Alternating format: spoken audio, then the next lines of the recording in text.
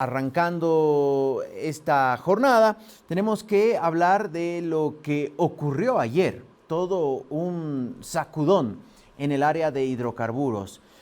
Mientras estábamos al aire, conocimos la carta de renuncia irrevocable que presentó la ahora expresidenta de YPFB, Claudia Cronenbold, que había sido posesionada en el cargo el 30 de marzo. Es decir, duró 23 días en este cargo. Su antecesor, Youssef Akli, fue posesionado prácticamente al día siguiente de que arranque el gobierno de Rodrigo Paz.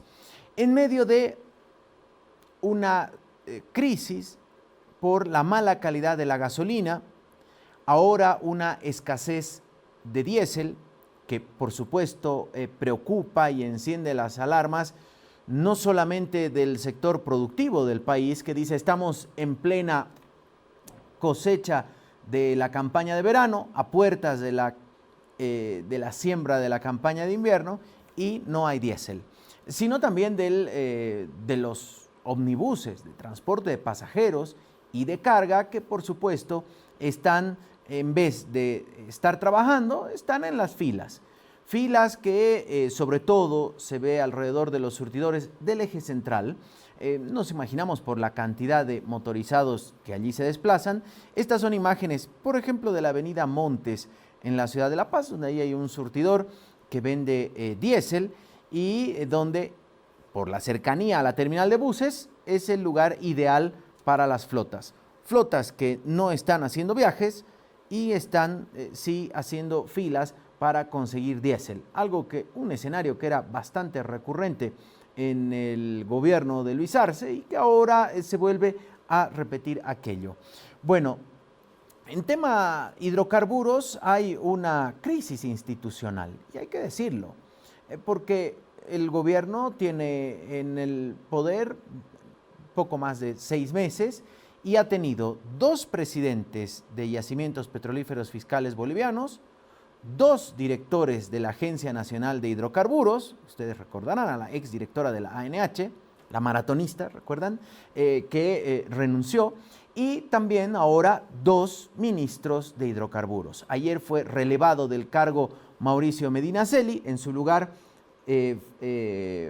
juró Marcelo Blanco Quintanilla, que estaba en el cargo de viceministro de Electricidad y que también fue viceministro de Electricidad y Energías Alternativas en el último gobierno de Gonzalo Sánchez de Lozada. Este es el decreto supremo 27008 del 25 de abril del 2003 que, debido a un viaje del ministro de Obras Públicas, una agenda internacional que iba a cumplir, que en ese momento era Carlos Morales Landívar, es que se designa al viceministro de Electricidad y Energías Alternativas, Marcelo Blanco Quintanilla, como ministro interino de esa cartera de Estado, de Obras Públicas y Servicios. Así que es alguien que ya pasó por el Ejecutivo, ya tiene, diríamos, experiencia en el manejo de la cosa pública, fue ministro interino de Obras de Gonzalo Sánchez de Lozada y era viceministro de Electricidad y Energías Alternativas en el gobierno de Gonzalo Sánchez de Lozada y desde diciembre en el actual gobierno. Hoy es el nuevo ministro de Hidrocarburos. ¿Qué pasará con el diésel? Es la gran pregunta. ¿Podrá encontrar una solución? Hay una denuncia que hay 130 cisternas varadas con combustible provenientes de la Argentina que no pueden descargar en Sencata. Y la última información a la que hemos accedido es que sí están descargando de Paraguay y hoy se sumó un combustible que llega desde Uruguay, que ese sí lo están descargando y de la Argentina no, porque no cumple con los requisitos de calidad. ¿Dónde se alteró la calidad? Cuando lo cargaban en Argentina, allá no hay ningún perito que diga, oiga, esta gasolina no puede ser descargada en las cisternas que van a entrar a Bolivia o en el trayecto, como fue la última versión del gobierno, que es lo que pasa con la gasolina. A ver si hay alguna respuesta en torno a aquello. Hoy no hay no hay presidente o presidenta de YPFB, sí hay un nuevo ministro. Ayer el presidente en esa posesión grabada que se publicó por el canal estatal, obvio no hubo un intercambio con la prensa, fue un acto que duró menos de 10 minutos, en el que no se hizo referencia alguna de la renuncia de la presidenta de la estatal petrolera. Solamente agradeció al saliente Mauricio Medinaceli, que ahí está, participó de este acto en uno de los salones en Casa Grande del Pueblo. Dijo que trabajó en el lineamiento y en la construcción de la modificación de la ley de hidrocarburos, que se entiende debería llegar ya a la Asamblea Legislativa para su tratamiento, algo que hasta ahora denuncian desde la Asamblea Legislativa no ha ocurrido. A propósito de la Asamblea Legislativa, me voy a saltar en el orden, pero resulta que en este momento está sesionando la Cámara de Diputados, la 96ª sesión ordinaria de la Cámara de Diputados. Antes de entrar al aire estaban con un tema trascendental para este país. Usted me dirá, ¿están hablando de la ley 246 de alivio tributario? No, primero están hablando de la importancia de que debe ser reconocido el Guardatojo como un patrimonio nacional que muestra la lucha del sector minero. Bueno, así de crucial es el trabajo que en este momento lo que se está debatiendo. Ojalá sea un formalismo y no la ley del Guardatojo como patrimonio no les tome mucho tiempo y vayan a lo esencial, a lo que de repente mucha gente está esperando, el tratamiento de la ley 246 de alivio tributario. En la Asamblea, en la Cámara Baja, se aprobaron en los pasados días 2 créditos por 140 millones de dólares, que uno es de Fonplata para justamente la creación de empleos, es uno por 100 millones de dólares. Vamos ahora a hablar de lo que ocurría ayer. Hubo una movilización del magisterio que tiene varios puntos. Entre ellos piden más recursos, dotación de más ítems y que exista un incremento salarial, porque dicen para ellos no ha habido un incremento salarial. Recordemos que el gobierno estipuló un incremento del salario mínimo del 20% a inicios de este año, a finales del 2025 en realidad, cuando la gasolina subió de precio y el diésel también. Resulta que ayer se intentó instalar un mitin de protesta en Plaza Murillo, en el frontis del edificio de la antigua Asamblea Legislativa, y la policía ha impedido que se pueda instalar este mitin de protesta. De una manera como suele actuar la policía, de manera desmedida, porque aquí no estamos hablando de enfrentamientos con maestros que tenían sus gritos, sus petardos y pare de contar, y sus reclamos. No es que estaban armados con bazucas ni nada por el estilo, no tenían ni escudos.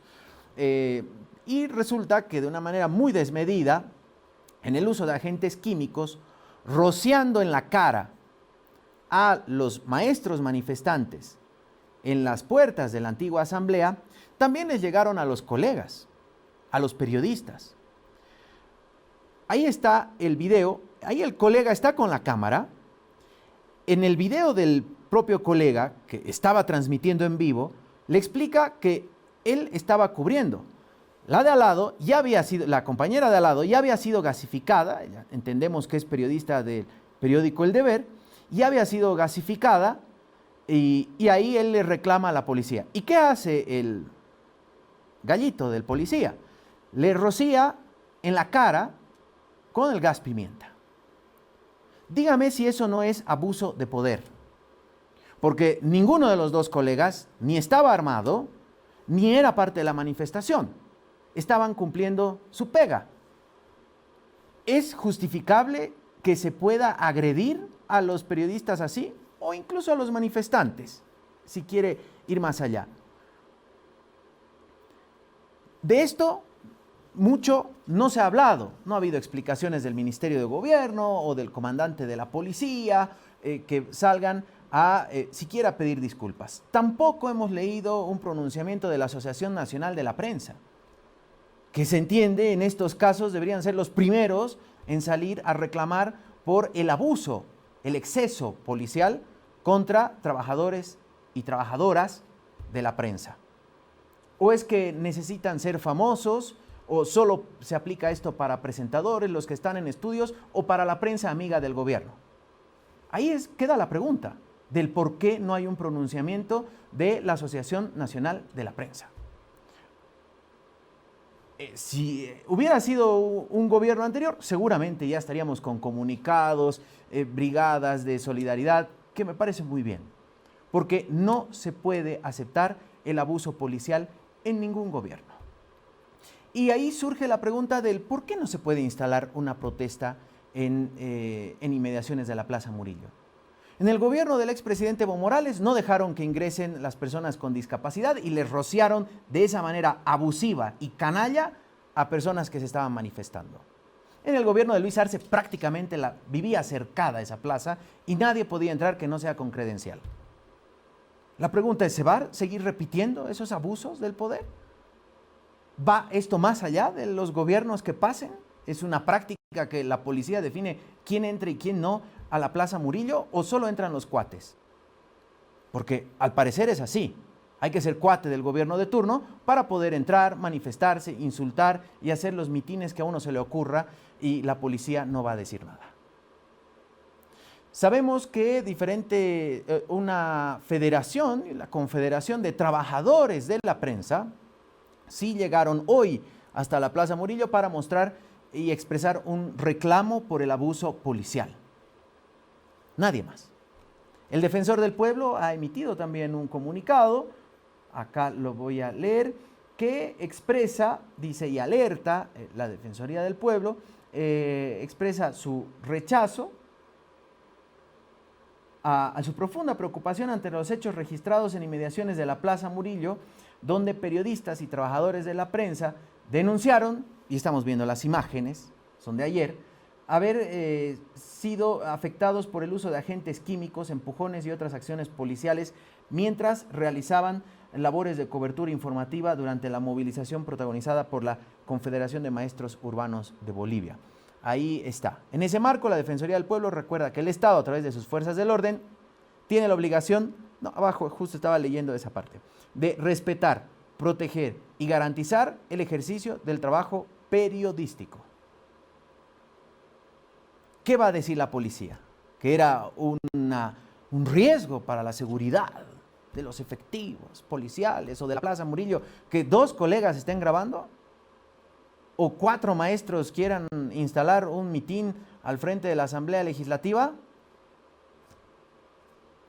A ver, por favor, a que alguien en el Ministerio de Gobierno, sabemos que están preocupados por el tema de las cajas fuertes de Marcet, las 32 maletas, pero alguien tiene que salir a decir, disculpen, señores de la prensa, disculpen, maestros, el exceso policial, pero entenderán que, no sé, que den alguna explicación sensata. Bueno, eso ocurría ayer. Hoy el magisterio, por supuesto, sigue manifestándose en la sede de gobierno. Hay una marcha que arrancó en la zona del Prado, ya ha llegado hasta las puertas prácticamente del ministerio. Ahí está cuando arrancaba, eso es en pleno Prado paceño. Ahí vemos al fondo el Ministerio de Economía, la estatua del Libertador Bolívar, y fueron descendiendo rumbo al Ministerio de Educación, donde se han instalado. Ya ahora los cánticos eran pidiendo la renuncia de la ministra Beatriz García, y aquí la pregunta será si los van a convocar a sentarse a una mesa del diálogo y si van a asistir. En puertas de lo que va a ocurrir dentro de una semana.